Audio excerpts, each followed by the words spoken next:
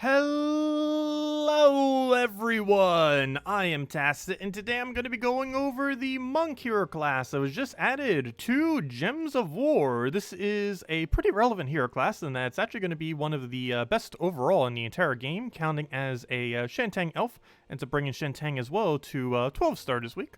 As far as the class itself, it has quite a few things going for it. As far as perks, it has the Life Stone and Water Tree, so 3 different elemental trees. This overall is going to be pretty good, mostly because of its traits. It has 2 already really good traits, or all 3 of them actually. I believe it's the only hero class in the game that actually has 3 decent traits. Normally, at most, they only have 2. But first we have Sky Ancestry, which is a bunch of immunes, which stacks with other immunes that it also has, that are completely different than it. But it has immune to Mana Drain, immune to Silence, immune to Fairy Fire, and immune to Mana Burn, with the most relevant there probably being immune to Mana Drain and Silence, since now it won't be able to be hit on anything that's mana related, which makes it a pretty good caster. This synergizes very well with the fact that its final perk is Good Karma, which ends up giving it 3 mana whenever it gets an extra turn. It doesn't matter what color you extra turn on, doesn't even matter if you take Skulls, it will give you 3 additional mana every single time that you do this, and this will keep stacking over and over again. If you take 2 simultaneously, it'll only give you 3. However, if you take an extra turn and that cascades into another extra turn, like off an explosion while you have a storm, you will end up getting 3 mana for both of those in that instance. And on top of all that, it has 20% agile, which will allow it to dodge skulls. This also synergizes with another perk that it has if we go over to the talent trees. One main thing that makes this thing good is it does have Stone Tree. Anything with Stone Tree is relevant because it gets to gain Barrier when matching brown gems. This is arguably the strongest perk on any of the trees that's in the entire game, as this is extremely tanky ability that basically allows your hero to essentially never die. Obviously, you can still die, but it is very favorable to making sure that it doesn't. This stacks pretty well with 20% dodge, as this is the first hero class in the game to have both barrier on brown while also having a dodge. This is relevant because if you were to trigger a 20% dodge and you have barrier on yourself, their skull will not end up hitting away your barrier. You will still maintain your barrier, and you won't have to re-put it back on if they end up hitting on your agile, because they won't actually do any damage to you, so the barrier will not be broken. So it has some really solid synergy. As far as its trees, it's first and 7th perk, or first and second to last, the one on 1 and the one on 70, have quite a bit of variety in that all 3 of them are viable. On the first one, it has 8 life, stun enemy when taking skull damage, or freeze at start. This is extremely situational depending on the kind of battle that you're doing. More often than not, you're probably going to go for the stun or the freeze, but depending on, especially if you're earlier on in the game, you might just want to have the higher durability just to not die, or if you happen to be using a hero weapon that boosts ratios off of HP. For its second perk, you're always going to go into Purification. That just allows you to end up cleansing on 4x, 5x matches. Ever so occasionally, you might go for an additional immunity of something like immune to freeze, but more often than not, you're going to be going for that cleanse, since that basically acts as immune to freeze anyways, if you can end up getting off the extra turn in time. Plus, this will work on every other status effect on the game, which it doesn't have immune to. However, it has immune to a lot of them between all of its perks that it has. Other than that, its third and fourth perk don't really have too many things that can end up utilizing well. Its third one in particular only really gets brown armor if it wants to do that, 3 additional brown armor to all brown allies, or fast healing, which is 2 additional life every single turn. Do keep in mind that this is only recovering life, it is not a life gain, so it doesn't get to gain 2 life every turn, it only gets to replenish the life that's already missing if it got hit by true damage or just got hit by any amount of damage. Other than that, the next perk that you'd most likely use is the Fairy Fire for the 4th perk here. Fairy Fire, when a ally ends up dying, you'll end up Fairy Firing a random enemy, and this will be good if you're running some kind of cycle deck that ends up constantly killing out a team. You can end up using this somewhat in like an Orb Weaver format, where you deliberately let your first slot constantly die, and you'll then be able to use the random Fairy Fire to be able to hit better with your true damage. So you can use it that way if you so choose. However, not too many teams will end up using this mechanic, but it's still a nice little bit of extra damage, especially since this hero class is a lot more cast-oriented. The biggest difference between this and Titan is a lot more skull-oriented, whereas this thing is a lot more cast-oriented. This thing is actually a lot safer as well with a lot of its perks. However, it is slower overall, kind of like a Sentinel in that regard, in that you're going to be winning slightly slower, but it's a lot safer with all the options that it has. Obviously, almost always you're going to be going for the barrier on its 4th perk. Alternatively, you may occasionally go for Submerge if the enemy is running a lot of full AoE, but more often than not, you will be running barrier. One nice thing about Submerge too, if you do go for that as an option, is it will be able to help your entire team, whereas of course this only helps your hero. But this is particularly relevant if you're using your hero more so in first or second slot, so it can tank a little bit better in combination with its 20% dodge. For its second to last perk, it has a wide variety of +1s that you basically do based on your situation. Has Brown, which you'll probably use the most, simply because it synergizes with gain a barrier on Brown. However, a lot of elf teams, which this thing does count as a Shenhtang elf, do use green, so green will also be pretty popular. I feel like blue will be used the absolute least as far as these three colors are concerned, but depending on what kind of composition you're running, it's always nice to have additional +1 that you could potentially use, and this has a really wide range of things that you can revamp it into depending on what you want to do. And for its final perk, you're almost always going to go for its other immunity. This stacks with all the other immunities and has no overlap with them. So its full total of immunities are Insulated, Stun, Poison, Disease, Deathmark, Devour, immune to Mana Drain, immune to Silence, immune to Fairy Fire, and immune to Burn. That is a lot of immunes, and it is the most amount of immunes that any hero class has. And if you want to trade out one of those immunities, immune to Freeze, you also get Cleanse. So in combination, this thing has the highest amount of immunities to any amount of stats effects of anything in the entire game. So that's pretty solid as far as perks are concerned. And as far as its other two perks, you'd pretty much never use, just to go all into immunities. So overall, pretty solid hero class. Definitely has a lot of potential. I personally rank it as the second best in the game, only behind that of Titan, though of course it is situationally better than Titan. It is serve both slightly different roles, in that this is a bit tankier and has more of a long game kind of approach to it, whereas Titan is more of a quicker kind of thing, but is a little bit riskier as the battle goes on, at least in comparatively to that of a monk hero class. Other than that, as I mentioned, it counts as Elf Shenhtang, and it does come with a pretty decent weapon. It's not one you would really use later in the game. However, in early game and mid game, this could potentially be considered slightly worth it while you're still at slightly lower stats, particularly in a place like Arena. It gets to deal splash damage to an enemy and then the enemy below, and then it stuns all of them and bleeds all of them. This will be basically only ever used on second slot, assuming the team has all slots alive. And the main reason for this is it'll hit their second slot and then do splash damage to the two adjacents.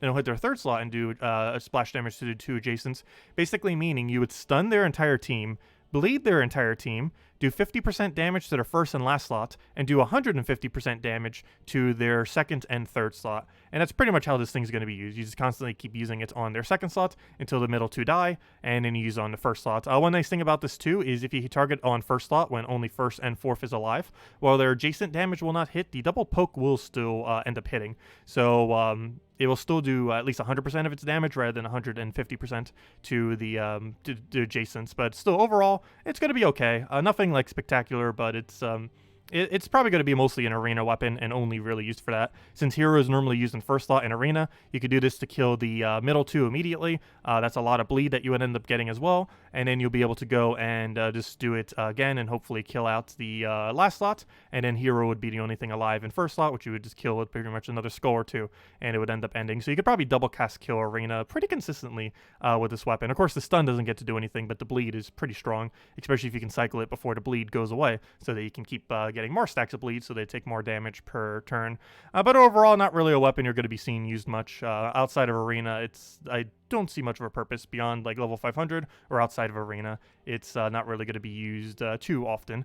But anyways, let's get into some teams. So first off, of course, we have an event for this. Do be mindful that this leaderboard is going to be absurdly high, so it is not really advised going for a leaderboard, just because a lot of people bought up the packs, including myself. I ended up spending 2,850 gems. This was enough to get the hero class to 67, then I farmed it a little bit to 70, and there we are now, so that we could get that one perk. Of course, we will be farming it up to 100 to go get all those immunities eventually. However, this troop can easily be shown without those immunities, as in many battles you will not be using those immunities that it has. Though in this battle you would, because Corvash is stunned, but we still get to use the Mana Drain immunity if nothing else. But anyways, we'll go with this. So for this, I'm using double Guai into Tuliao into Essence of Evil. For the earlier battles, I was using Dawnbringer with triple Tuliao as far as my option, but I feel like this ends up working a little bit better as we scale upwards. Basic premise is we're going to want to get Tuliao up to full mana as immediately as possible. Then we're going to want to target on green, and then we basically won the battle. So from here, we have a bunch of Guai damage that we could do. We could throw down Essence of Evil on something that's annoying. For example, I do not want to get mana drained or stunned or anything, so we'll just do it on him. Unfortunately, he just got Toad transformed. Not ideal, but that's 10% chance off of that. Sometimes it's good, sometimes it's not. That was one instance where I would have preferred that not to happen, but oh well. We'll just go through Yao Guai to Yao Guai, get our mana right back, and pretty much be good to go. So, of course, we didn't have alignment there, but on the second cast we do, and that gives all of our mana again. Cast it again, boom, and pretty much dead. And right here, I guess we'll just go for an Essence of Evil, and that should kill it out off the explosion, because Hunter's Mark makes it do twice as much damage on the skulls, and it gets to explode those skulls. But yeah, that's pretty much all you have to do for the event. It goes pretty quick. Obviously, you might have slightly lower stats if not buying as many potions, but the premise will still end up working. A really high amount of damage, has a lot of loot potential, and Tuliao on green will feed your entire team mana and enchant. So once they completely ran out of mana, one single Tuliao will pretty much get you right back up. And Essence of Evil also has a mana accumulation while being able to hard disable various troops on the opposing team. Also, if you don't have Essence of Evil, you get it from 250 wins on Plague Lord hero class if you already haven't picked that up. But yeah, it ends up working out pretty well and should be a relatively easy class event. One other thing to mention with this class event, if you happen to be spending a lot of gems on this event, while it isn't the greatest of value, there are some pretty decent things within the drop table. This thing will specifically drop elves. It will specifically drop what you can actually use for this event. So you'll be getting elves from Shentang. So as far as what it will be able to drop, if we go over to the sort real quick, it'll be specifically everything we see in this screen over here. And there's some pretty good things in there, the most noteworthy one being Yao Guai. So these 7 troops are all available in buying up those packs. And there are some decent ones here. Tuliao, though she doesn't gain much of a benefit from being upgraded, but it's still a decent troop. Yao Guai, which is the most sought after thing that's currently in the drop table. So if you don't currently have Yao Guai, he's actually pretty easily obtainable off the packs. In the 2,850 I bought, I think I got 2 or 3 Yao Guais. I didn't keep track exactly, but we definitely got a few of him. And other than that, Diviner is not too bad to get a few more copies of, and she does gain a bit more of a benefit from actually being upgraded compared to that of Tuliao, though I do feel like Tuliao is used more than Diviner, despite them both being decent options. Tuliao does slightly more so. But yeah, if you don't have a Yao Guai yet, you can pick him up relatively easily by buying more packs. It's not guaranteed, obviously, but the chance is pretty high given that the drop table doesn't have too many elves, and I believe if you end up getting a legend from it... Oh no, never mind, there is another legend that will be taken away, unfortunately. Emperor Liang, I forgot about her, or him. Emperor Liang will be taking up some of those drops, but still, if you don't have one, this is one of the easier times where you will be able to pick up a Yao Guai if you have been searching for him, and you'll be able to get up a really decent hero class simultaneously by doing them both at the same time, by getting both class XP and chances at your Yao Guai. But anyways, let's go into some other teams that are not specifically for the event. So, of course, there's this one, which was for the event, which is the one I just showed. But let's get into some teams that we can actually use for various PvP things. Oh, no, an annoying team, but hopefully we could use that 20% dodge. So here's a kind of Orb Weaver setup, except with, of course, Monk Hero class. One thing that's pretty beneficial about this is similar to that of the Orb Weaver hero class. This hero class does count as an elf, so we do get to half mana start off of the King Avelorn, since he half percents all elves. We also have a yellow to purple convert, which will help us accumulate a lot of mana, so we can feed that into a bunch of things and just get things rolling pretty much right off the bat. So right here, we do not have enough damage to be able to get the kill, so what we're going to do is throw a life and death down, get our double life steal right there. That is now enough damage that we can go Weaver, and from there we should be good to go. Luckily, he was frozen on purple. That was actually from our freeze at the start of battle. That's why I have it set to freeze. It's the most offensive option it has for its first slot, unless you really needed a stun for whatever reason onto their first. But otherwise, it would generally be considered the most offensive option, since it helps prevent them from getting as much loop or as many extra turns, and counters quite a few teams, since obviously most teams are looking to try to get extra turns when they can. So right here, ideally, I actually want to feed this to full mana. I don't think we have a yellow to purple alignment that will give us enough mana. We'll get a single one over there, but that is not enough to get us going, which is quite unfortunate. At this point, I almost want to Skull Distract him. This will also make sure he doesn't have as much alignment, since I think that does deny his alignment. So we are going to go for that, because I believe that makes it so he doesn't hit anything. So he does get one off the sky there, but doesn't do too much. So we were able to at least stop his blue to yellow, if nothing else, or his yellow to blue, I mean. So what do we do here?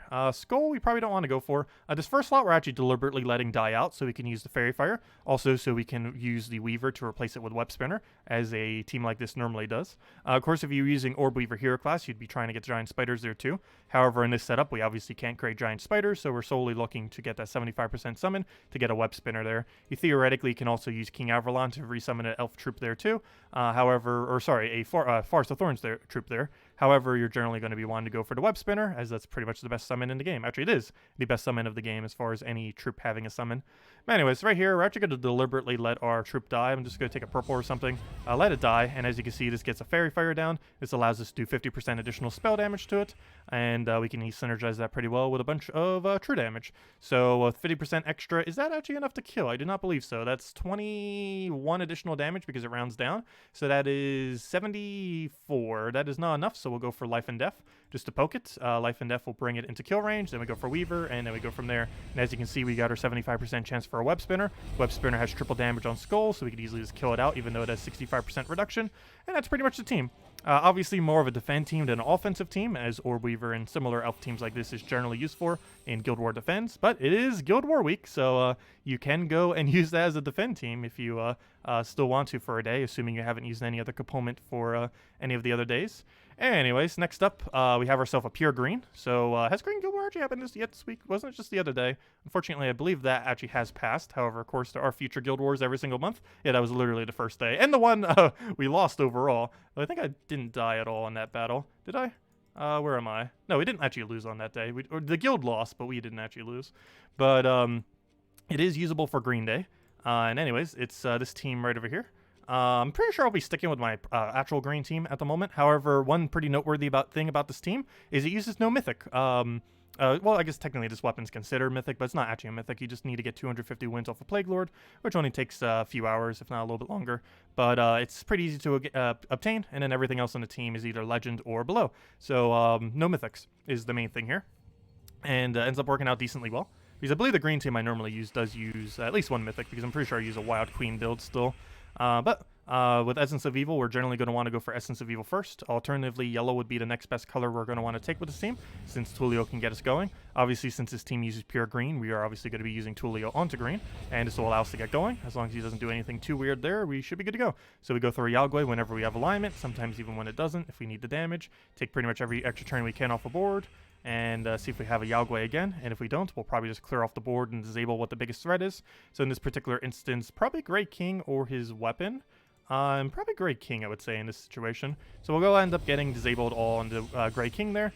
This also ends up using this troop in first slot, so we constantly gain barrier, so we won't be taking as much damage. This is pretty relevant in Guild Wars, of course, to constantly keep gaining barrier, because if they do damage to your barrier, it does not count as damage against your score. So it basically counts as them doing 0 damage, and of course you want to minimize the amount of damage you take within Guild Wars, as that is one of the factors that determines how many points you get. So being able to barrier spam like this ends up working out very well. So right here we'll go disable out the other one, since that's pretty much already dead. He's also cursed, so if we want to place other stats effects on him, we could. One pretty noteworthy thing about this is, let's say the first slot has immune to stun. If we were to set that other perk that it has instead of freeze and go for the stun whenever we get hit by skulls, if it is cursed, even if it has immune to stun, it would still end up getting stunned, so we could get rid of really important traits that it might have. That's not applicable in this particular instance, but it is a mechanic that can be used, of course. So right here, it looks like we're not going to have any alignment, so we're just going to probably have to go for a blank Yao Guai. We'll just go for that for the damage, get our double kill off it because the Fairy Fire made it so it's enough damage. And at this point, Skull probably isn't worth going for, as it will not be enough to kill her with the Hunter's Mark and everything. That's only going to be doing, 90-something damage, which is a little bit short. So we're probably just going to go for another Yao Guai. That, or we could try for double Skull. Either or will actually work, so we'll do that. See if we can get that going. And yes, we do have double Skull, so let's go down that route, and that ends up killing it. So that's something that you can kind of run for Green Guild War that uses no mythics. And ends up working out decently well. Has a lot of things to use. Mana accumulation, disable, a lot of damage output, and just overall pretty much covers everything you need. Even has backup summon if you want off of King Avelorn, which generally you would ideally not need to use, but it's there if you needed to. So overall ends up working out pretty good. And here's an actual Life and Death team using a Orb Weaver, or another variant of it. Still not sure which one will overall be better compared to Orb Weaver or Monk. I'll be testing it with Monk in upcoming Guild Wars to kind of see. I believe I already used it this week, so we won't be able to see this week some data, but into the future I do want to see which one actually comes out to be better. The biggest difference, probably more so than anything, is the fact that Orb Weaver has Stealthy, whereas Monk does not. However, Monk has other durabilities that'll probably be fine, like the fact that it keeps gaining barrier. Anyways, next up we're going to be doing a Skull variant of Monk. There's a lot of different ways that you could end up doing this. This one I specifically used with Enrage, since of course it doesn't have Enrage compared to something like Titan, so we're kind of just artificially giving it some Enrage. So right here we're going to go and probably just take every extra turn we have on the board, because we do not seem to have alignment on green to green to brown there, which ideally we would have on the starting board, but we'll just grab a bunch of mana for now. Nothing else. We should have Glaycion alignment by the time we get it to full mana, so we'll take that over. Ideally, we have Glaycion right here. Yeah, no, never mind. Wrong color.